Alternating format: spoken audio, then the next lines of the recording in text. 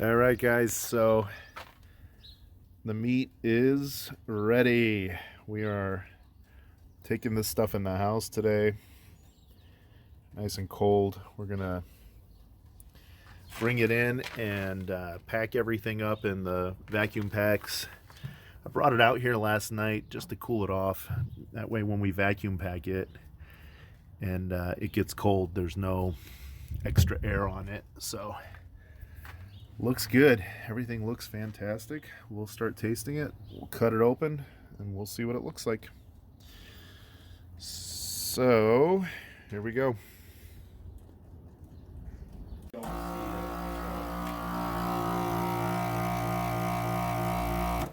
Šta je, bogata? Čekaj.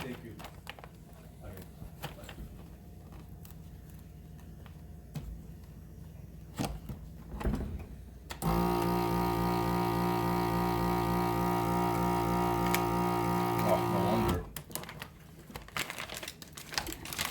Thing's got a hole in it already. Oh, jeez. Shut your mouth. I can use this to... You could reuse that, yeah. All right, anyhow, so little technical error. Here we go, boys. Looks good.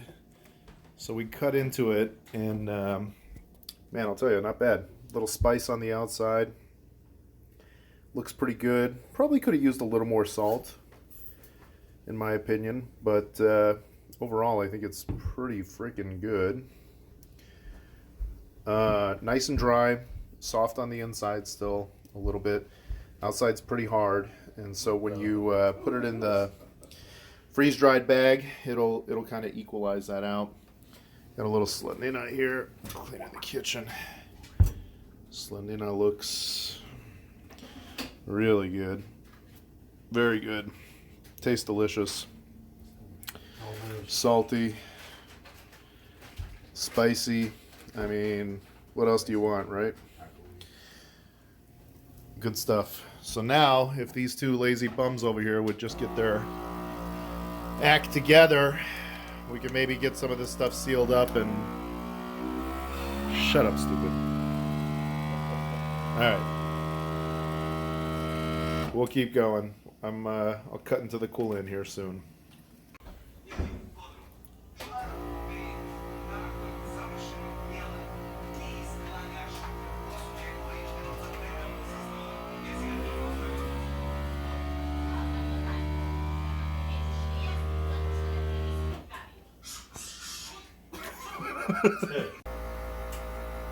Alright, let's see how this Culen turned out. That's it, kid. That is the good stuff right there. Perfect. Can't beat it. Natural beef bung.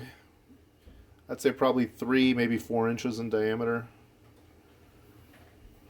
Fermented. Perfect. Absolutely perfect. I mean, you cannot beat that. That is the good stuff right there. All right, we're going to keep going.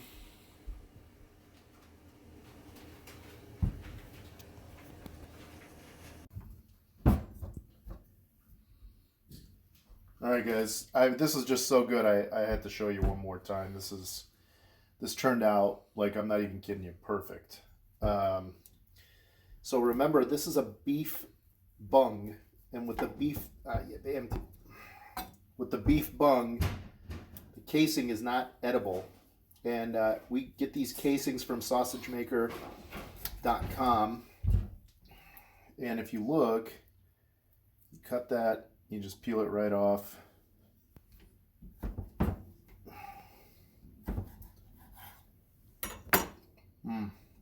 So good. Here, cameraman. Ew, God. Watch your fingers. So good. Guys, this is the star of the show. Hands down. I mean, you could see here too. Remember we talked about you can't dry that sausage out too much. This is why you have a cure room. You go nice and slow. It lets the center dry with the rest of the sausage. If you dry it out too fast, if you're not monitoring your humidity, you're going to get that crust on the outside, and this will never be dry. It'll always be raw and disgusting. So you use the cure room. You start it at 95% humidity until the sausage is done fermenting.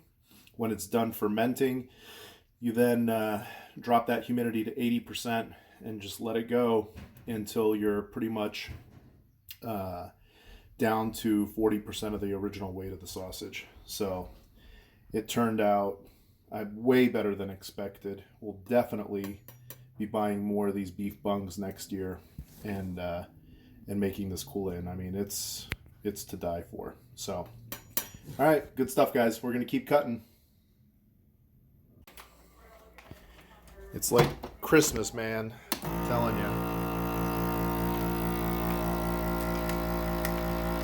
So vacuum packing, when you... It's a little loud.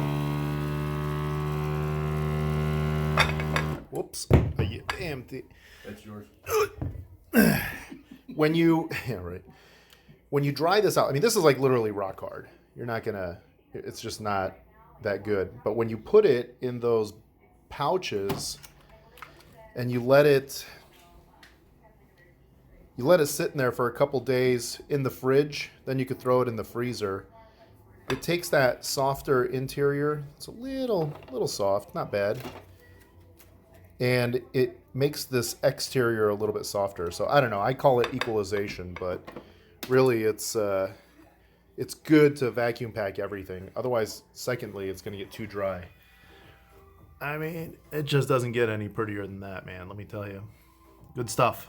Good stuff.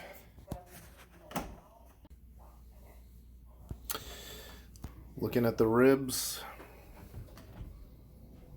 Maybe a little too dry, but that's okay. They're just going in the Sodom anyhow. Just perfect. Delicious. Nice and salty. Good stuff. Time to start making some gra and Sodoma. Delicious.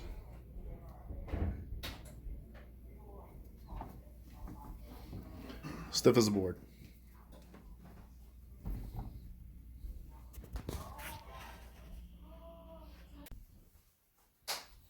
Okay, guys, I want to show you something. Had a little problem here.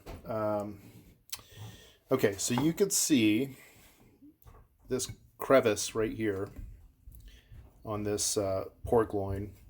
So we had a bunch of meat that actually had this crevice. I probably should have trimmed these a little bit better, but we didn't. So I was just about to vacuum pack this one. I was looking, and there was some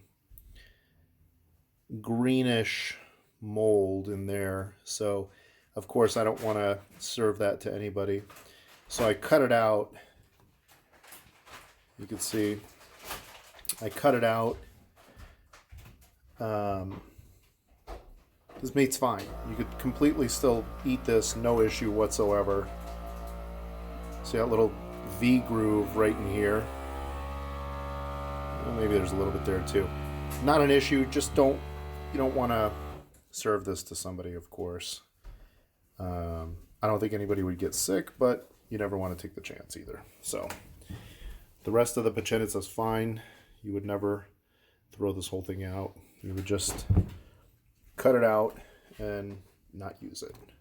And don't vacuum pack it either, because if you do, once it's vacuum packed, you could leave it in the fridge for about a week and then throw it into your freezer. I wouldn't leave it in the fridge for, more than a couple months, unless you had a dedicated fridge for it and you could keep the temperature just above 32. You want to freeze it eventually, because the moisture will start to grow a little bit of mold on there.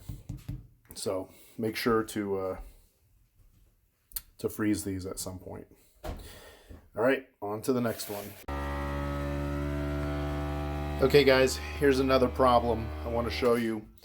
So these are the pork shoulders, the capicolas, that we cut off of the shoulder before we ground the rest of the shoulder into the sausage. And I've opened up two now, and you could see that meat right there is not that really nice deep red color. It's a little bit brown. So a couple reasons for that. Number one, I don't think I added enough salt to these. These are pretty pretty good sized pieces of meat. Like if you could see, this is a hunk of meat. This probably should have taken 3.5, maybe even 4% salt. But we only put 3% on them.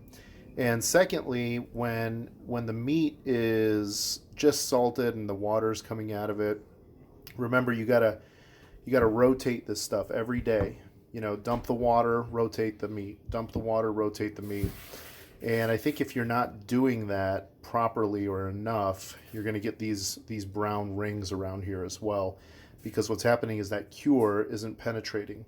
The other thing I noticed and I've read about is that when you have high fat content like you do here in the capicola, that cure sometimes won't penetrate through the fat.